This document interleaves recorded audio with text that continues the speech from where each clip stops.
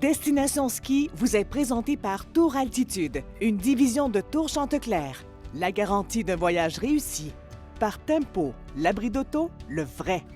Et par Shawbridge Microbrasserie et Charcuterie, des produits de bon vivant, tout droit sortis des Laurentides.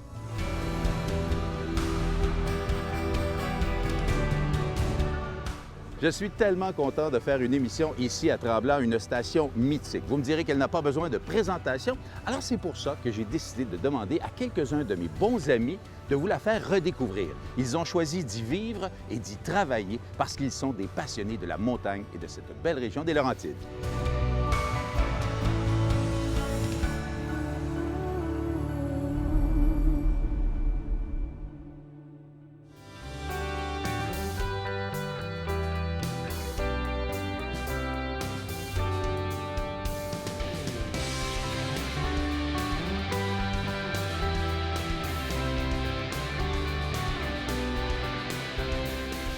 Si vous êtes un petit peu craqué ici à Tremblant, on offre les premières traces ou les first tracks si vous préférez. Si vous êtes en hébergement, vous avez droit à ce petit billet. Sinon, vous pouvez l'acheter et ça va vous permettre de skier sur des conditions parfaites. Un beau tapis blanc. Parfait, parfait.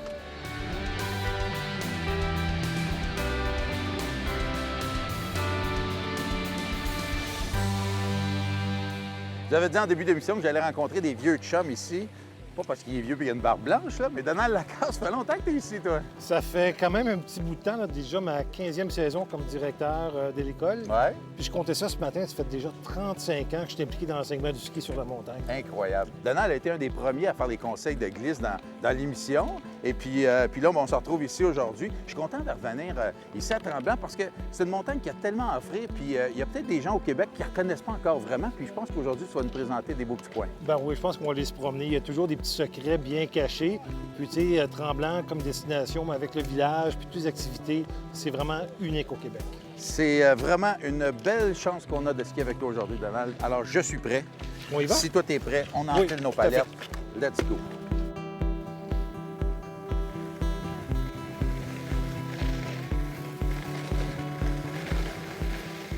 Tremblant a une très grande signification pour moi. Ça repart de très, très loin, fin des années 40. Pouvez-vous croire ça? Mon grand-père était chef ici, au Tremblant Inn. Ma mère a vécu tous ses étés ici à Tremblant. Plus tard, évidemment, j'ai commencé à travailler ici. Mes premiers événements datent des années 90. J'ai fait le défi Ronald McDonald. J'étais au micro bénévolement pour ce défi-là. Par la suite, fin des années 90, j'ai commencé à animer les Coupes du monde de ski acrobatique, les bosses ici, les Jean-Luc Brassard, puis tout ça. À un moment donné, j'ai commencé à faire du ski de façon un peu plus intéressée. Puis c'est Michel Beaulieu, qui était le directeur de l'école de glisse ici à Tremblant, qui m'a dit à un moment donné, « Écoute, Alain, si tu veux faire de la télé avec ton ski, c'est peut-être mieux de t'améliorer. » Puis Michel a décidé de me prendre sous son aile, m'a donné plusieurs heures de son temps et il a fait de moi un skieur potable, en tout cas un peu meilleur que ce que j'étais avant. Et si je fais cette émission de ski aujourd'hui, c'est beaucoup grâce à Michel Beaulieu.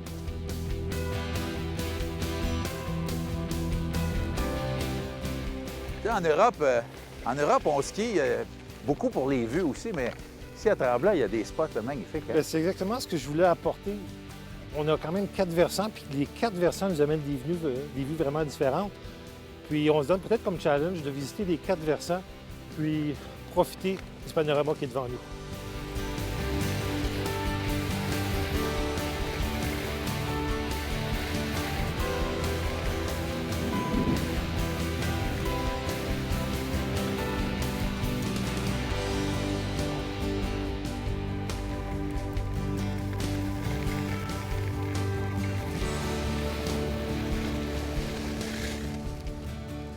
Pour les gens qui ne skient pas beaucoup ici, on se retrouve où exactement, Donald? Là, on est dans la Devil's River, puis c'est quand même une des vieilles pistes sur Tremblant.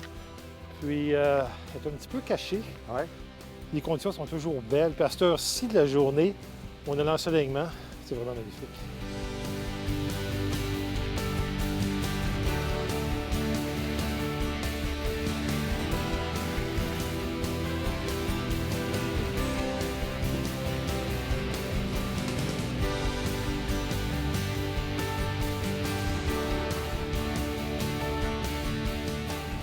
C'est tellement beau, les conditions, c'est incroyable. Est-ce que là, on vient de passer du sous-bois, c'est skiable, ça aussi? Oui, c'est le buzz qui se prend du sommet de l'Expo.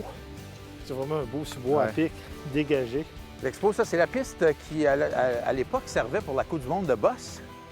La Cosaque, qui est juste à T'as côté. bien raison, excuse-moi. Oui. Tu vois, je te mêlé. Moi, je suis juste l'animateur de la Coupe du monde. J'ai vu la Marie-Claude Asselin aussi. Marie-Claude, avec qui j'ai animé la Coupe du monde? Ah oui, hein? Il y a très, très longtemps. Je pense que c'est la première Coupe du monde que j'ai faite, c'est ici à Tremblant, en 98 ou en 99. C'est vraiment une de nos premières championnes de ski acrobatique. Effectivement. Marie-Claude. Parlant de Marie-Claude Asselin, qui a été une belle athlète québécoise qui a rayonné en Coupe du monde, il y a d'autres athlètes qui ont vu leur nom affiché sur des pistes ici. Oui, absolument. Une petite piste qui est peu visitée, qui est la Gaétan-Boucher, Ah oui? qui est à côté de Ernie de la Mécala. OK. La Mécala, Ernie n'était pas un champion, un athlète, mais quand même a été considéré le meilleur skieur entre 1900 et 1950 au monde. OK. Donc, la Mécala a Ben sa oui. piste.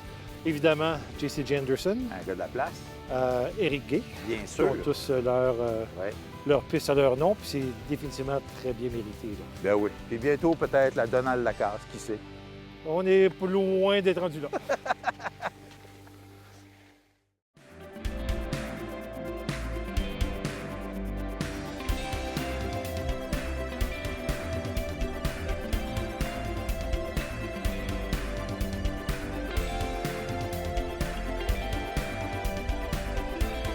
Bonne façon de skier Tremblant, c'est de suivre le soleil. Ça, c'est une bonne idée.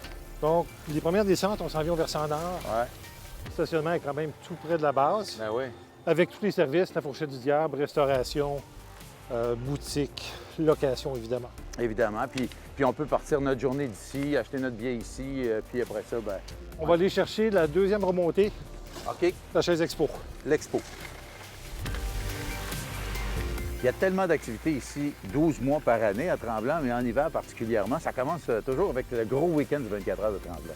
Oui, c'est vraiment une superbe façon de débuter la saison. Puis en même temps, bien, on donne vraiment un coup de main incroyable à des jeunes enfants qui ont vraiment besoin de notre aide.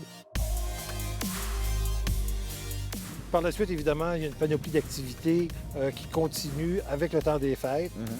Donc, on a toutes les festivités qui se font dans ce temps-là de l'année. Et le réveillon du jour de l'an, le gros party de jour de l'an que j'ai le plaisir d'animer depuis à peu près 25 ans ici à Tremblant. Tout à fait. Puis on a fait des belles soirées ensemble, d'ailleurs, dans le passé. Oh, effectivement.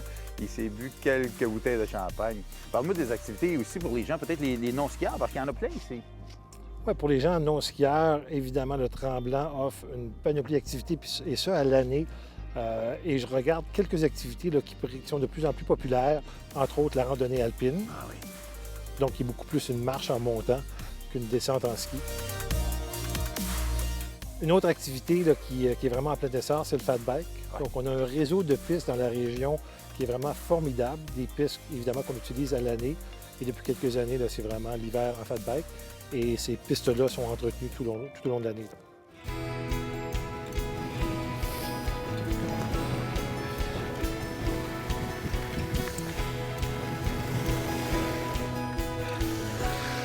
On vient de descendre de la Nansen, puis c'est une piste qui a vraiment une très belle histoire. Ah oui? C'était nommé en l'honneur de Fridtjof Nansen, qui était norvégien, OK. explorateur, prix Nobel de la paix. Ah ouais. C'est le premier à avoir traversé le Groenland en ski de fond. Et puis son fils a travaillé au développement de la montagne dans les années 30 avec Joe Ryan et a nommé la piste en l'honneur de son père. Tellement d'histoires ici à Tremblant. Puis les pistes sont magnifiques. En tout cas, les conditions sont de toute beauté. C'est le fun. Quand tu connais les petits coins, tu sais qu'à 11 h, on est encore capable de trouver du corps à gauche puis à droite. C'est ça quand t'as un bon guide. On continue. Yes. On prend de la vitesse.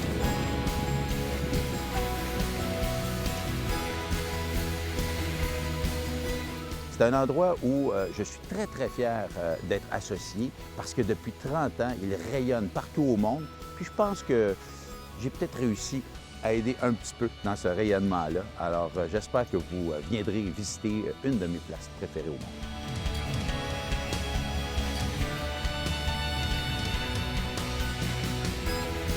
Magnifique la vue, hein? C'est magnifique, On hein? voit. On voit l'ancien Grey Rocks. Saint-Jovite, un peu plus loin, la piste d'atterrissage de Saint-Jovite. Wouhou! C'est vraiment de toute beauté. Cette capsule équipement vous est présentée par Auberson. Vous voulez commencer à skier, vous voulez initier votre jeune au ski, vous voulez essayer de nouveaux skis. C'est pas toujours évident, mais Julien, on peut faire la location d'équipement. Exactement. Donc, il y a plusieurs types de programmes de location qui sont offerts. Donc, quand on regarde, par exemple, au niveau des jeunes, les jeunes grandissent quand même assez rapidement. Oui. Il y en a des fois qui en font 2-3 fois par année. On ne veut pas nécessairement investir dans l'achat d'un équipement. Il y a toujours possibilité de faire la location saisonnière. Donc, il y a plusieurs programmes qui sont offerts. Donc, dans le usager, donc autant au niveau ski, bottes, fixation dans le usager. Okay. Il y a toujours la possibilité aussi de louer dans les équipements qui sont neufs. Donc, encore une fois, c'est ski, bottes, fixation qui sont dans le neuf. Pour les gens, par exemple, qui veulent quelque chose qui est plus récent, des bottes qui sont neuves naturellement, donc au choix du consommateur. Julien, nos ados là, qui font du ski, je pense que vous avez un programme intéressant. Exactement. Donc, dans le fond, dans le même principe qu'on parle avec le junior, dans le fond, au niveau des adolescents, on n'est jamais sûr s'ils ont vraiment fini de grandir, est-ce qu'on leur achète un équipement pour plusieurs années. Toujours la possibilité aussi de louer, c'est l'équipement qu'on appelle adulte. Donc, pour les jeunes adultes ou même adultes qui veulent débuter avant d'investir, il y a toujours la possibilité. Puis, c'est des programmes qui sont offerts aussi dans le neuf ou le usager. Bien, Julien, c'est une belle façon d'initier les jeunes au ski et une belle façon de commencer à faire du ski. Exactement. Puis on va pouvoir par la suite faire un investissement qu'on va pouvoir utiliser sur plusieurs années avec les amis et la famille. Merci beaucoup, Julien. Ça fait plaisir.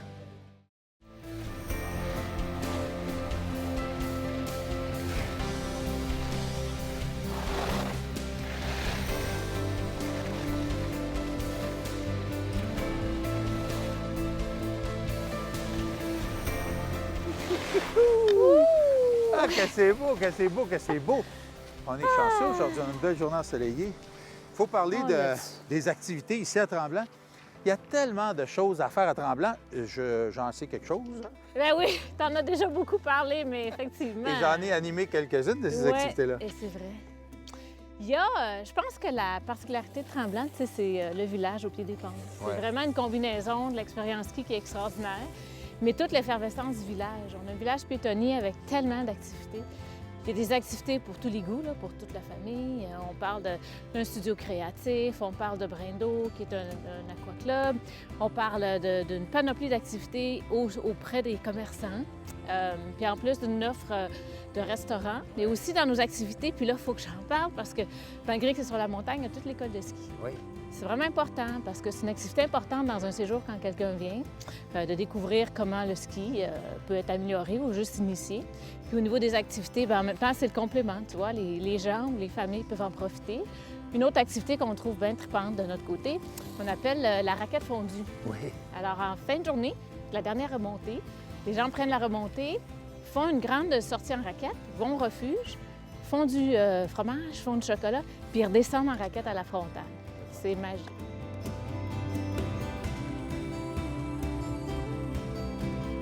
Il y a aussi des activités qui sont dans la région. On a aussi, j'ai oublié de te parler du golf, toutes les activités nautiques, mais à travers une trame événementielle extraordinaire, été comme hiver. Particulièrement l'été, avec des événements comme l'Ironman, le blues, la fête de la musique. Pratiquement tous les week-ends, on a quelque chose.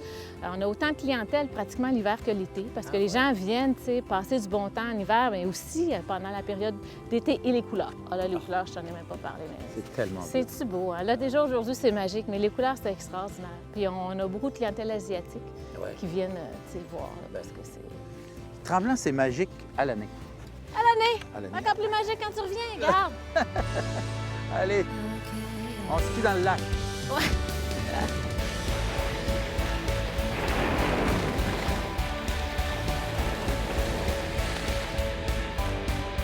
Skie trop vite, on va perdre notre caméraman, je pense. Ah, c'est toute une skieuse, Annick. Il faut parler de l'hébergement ici. Il y en a pour vraiment tous les goûts, tous les budgets, tous les choix de l'auberge à aller jusqu'à la chambre d'hôtel de luxe. Oui, au fil des temps, vraiment, il y a une offre d'hébergement qui s'est construite. Au début, particulièrement l'hébergement au pied des pentes. Il y a toutes sortes de condos qui sont mis en location. Il y a aussi des bannières. Il y a le Fairmont, le Westin, le Marriott, le Hilton, qui donnent beaucoup de notoriété aussi à l'ensemble du centre de villégiature. Puis il y a aussi des hébergements, les suites Tremblant. Écoute, c'est vraiment un endroit magique pour les gens qui n'ont jamais visité la place ici. Là, je vous invite fortement à venir faire un tour. Hiver comme été, il y a tout le temps quelque chose à faire. Puis qui sait, peut-être qu'on se croisera parce que souvent je suis là aussi. Oui, t'es pas mal là souvent. Mais là, tu reviens, mais pour de bon. Je suis bien content d'être là. Bon, Merci. allez, je vais essayer de te suivre jusqu'en bas. OK, on va jusqu'en bas. On va jusqu'en bas? Cette capsule santé est une présentation de la clinique Sport Santé Laurentide. Dans notre dernière chronique avec Dr Simon-Michel Bellil, on a parlé de prévention de blessures. Aujourd'hui, on va parler de blessures comme telles. Alors, qu'est-ce que tu vois sur le terrain? Oui, tout à fait. Bien, c'est sûr que sur le terrain, il va y avoir 2 types de blessures. Moi, en tant que patrouilleur, quand je suis sur la montagne, bien, ce qu'on voit, ça va être des blessures qu'on va dire aiguës ou traumatiques. Donc, les gens vont avoir tombé, peuvent avoir des fractures, peuvent avoir des commotions cérébrales. Donc, on voit des blessures plus importantes on the spot sur la montagne. Qui amène la petite traite de traîneau. Tout à fait, qui amène la petite traite de On l'avait pas, traîneau. celle-là. Puis ensuite, les gens vont être dirigés vers un centre hospitalier, une clinique médicale. Donc ça, c'est des blessures qu'il va falloir traiter de cette façon-là.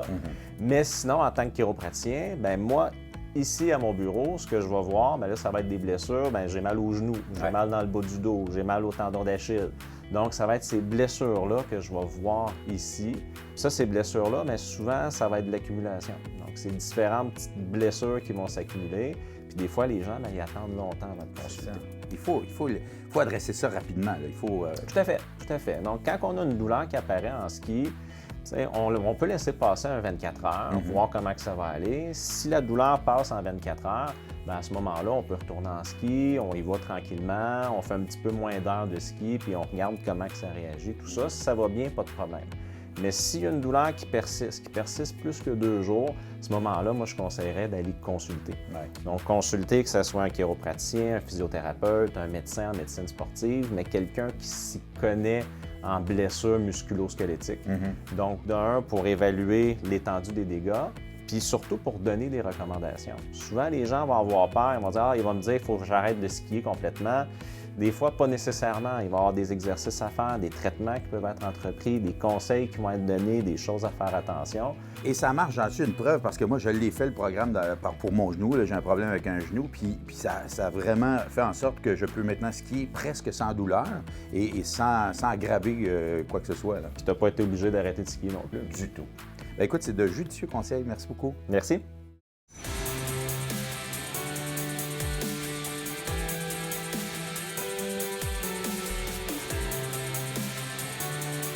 Ce qui est le fun ici à Tremblant, c'est que je suis toujours à un texto de me trouver un partner de ski. Là, je m'en vais rejoindre mon chum Sébastien Turgeon, qui m'attend ici. Monsieur Turgeon, bonjour! Hey, Alain! Ah, ça va, Seb? En Bien, toi? forme? Yes? Salut Ron, Joël, hello, hello! On va-tu faire une petite run ensemble, mon ami? Sure! Je te suis, toi qui connais la montagne.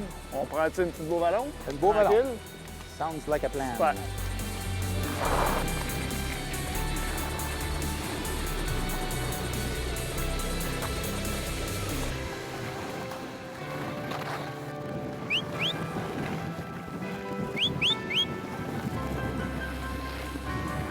T'es à peu près 100 000 à l'heure trop vite. 100 000 à l'heure trop Faut qu'il nous vite. suive, lui. OK, bien j'essaie d'aller le plus lentement possible. Je suis pas capable d'aller plus lentement que ça. Un ancien coureur. Tu sais, lui, là, il faisait de la course. Plus jeune, dans une autre vie.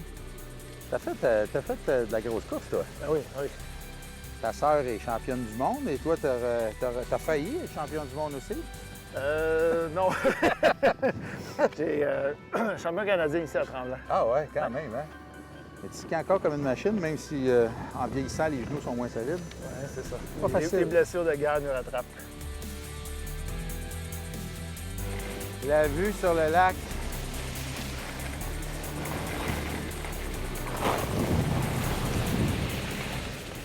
Quelle magnifique vue. C'est incroyable. Sébastien Turgeon, merci, mon chum, d'avoir fait une petite run avec moi. Ça me fait plaisir, Alain. J'imagine qu'on va se voir plus tard. C'est certain. Je t'attends au petit caribou pour l'après-ski. Oh yes! On se voit tantôt. À tantôt. Ciao, Ciao, mon buddy. chum. Merci. Ici, à Tremblant, on retrouve plusieurs ambiances. C'est ça que je trouve bien agréable. On a la place Saint-Bernard, évidemment, qui est la place des spectacles. Il y a du monde, il y a de l'ambiance, il y a des restaurants autour. On est directement à la base de la montagne. Tu descends la rue des Remparts. Là, tu retrouves les boutiques, tu retrouves les magasins pour enfants, les jeux pour enfants, les lasers, etc. Puis ensuite, tu descends vers le Vieux-Tremblant. Puis là, tu retrouves bien sûr les restaurants et les bars où le nightlife est toujours à son meilleur. Tu as un peu plus de tranquillité ici, la place des Lauriers, un endroit où on présente des spectacles très intimes durant l'été. C'est toujours une place le fun pour venir faire un petit tour et relaxer et sortir un petit peu du tourbillon de la montagne.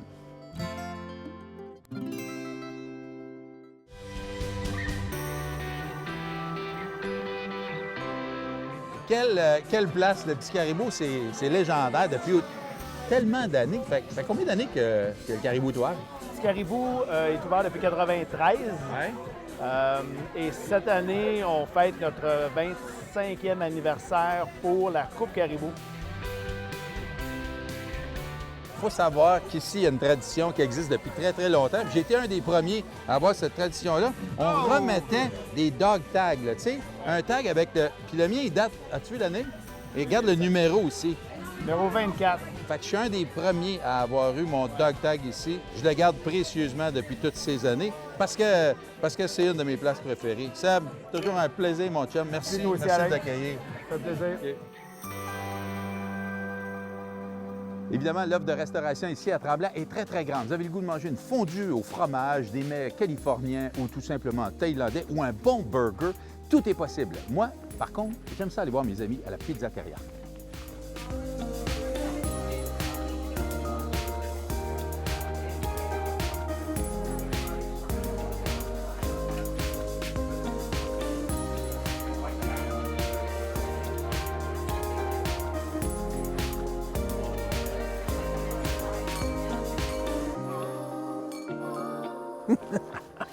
As-tu trop mangé, toi? Un peu, oui. Un peu, beaucoup de pizza.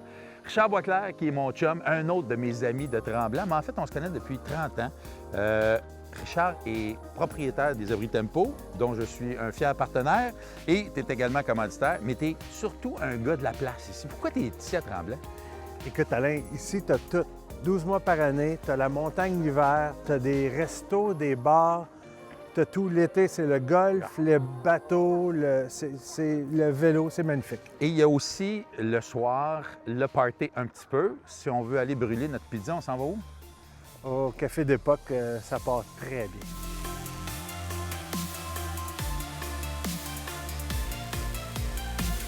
Effectivement. Puis il y a aussi la Diable qui est pas si mal. Pour finir une soirée, la Diable, Petit Caribou aussi, on a passé tantôt, c'est magnifique.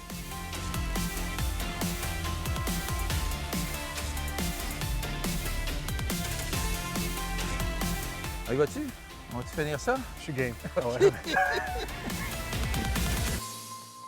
Destination Ski vous a été présenté par Tour Altitude, une division de Tour Chanteclair, la garantie d'un voyage réussi. Par Tempo, l'abri d'auto, le vrai. Et par Shawbridge Microbrasserie et Charcuterie, des produits de bon vivant tout droit sortis des Laurentides.